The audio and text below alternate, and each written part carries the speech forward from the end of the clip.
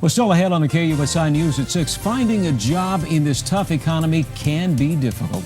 Coming up, we'll show you an organization dedicated to helping young men and women leaving the military get back into the job market. As we've been telling you for some time now, finding a job in a tough economy has been especially difficult for young men and women leaving the military. But there's a local group that has made great strides in putting a dent in the negative numbers. KUSI's Ed Lenderman is here with the story tonight. Ed? Here's the thing. There are jobs out there, specialized jobs, and the kinds of companies who have such openings value people who've been in the service.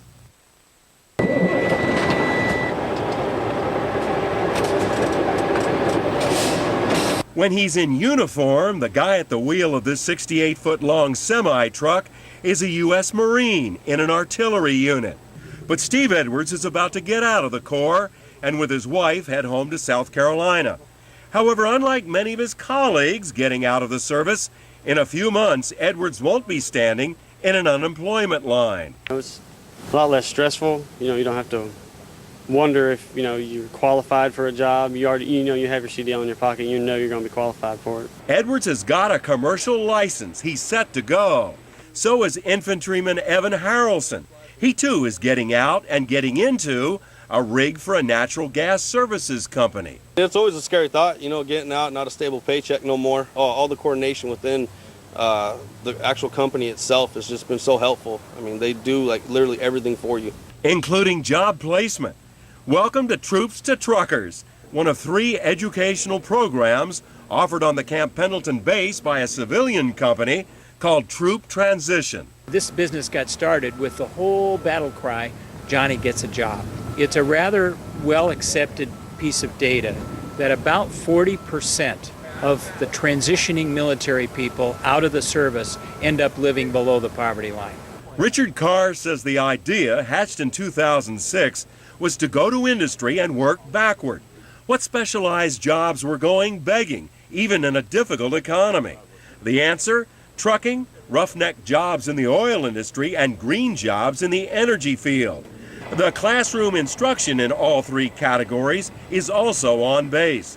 What's more, companies want to hire ex-military. We want to introduce you to a new term in terms of why these young men and women are so employable. You know about DNA.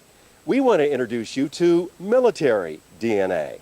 It's teamwork, it's discipline, it's camaraderie, it's loyalty, and it's all of those things that make them excel as military people and are actually coveted by some large sectors of industry. And there's no cost to the military members.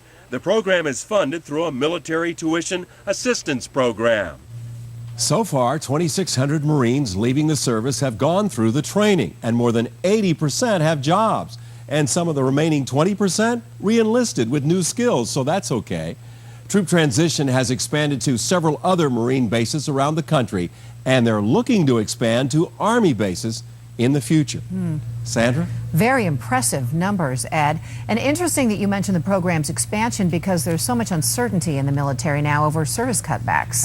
The national debt issues, the winding down of Iraq and Afghanistan, the President and Congress and the Pentagon wrangling about the future size and strength of the military. It's a key reason, Richard Carr told me, why they want to get the Army on board with this program. You can see that. All right, good story. Thank you, Ed.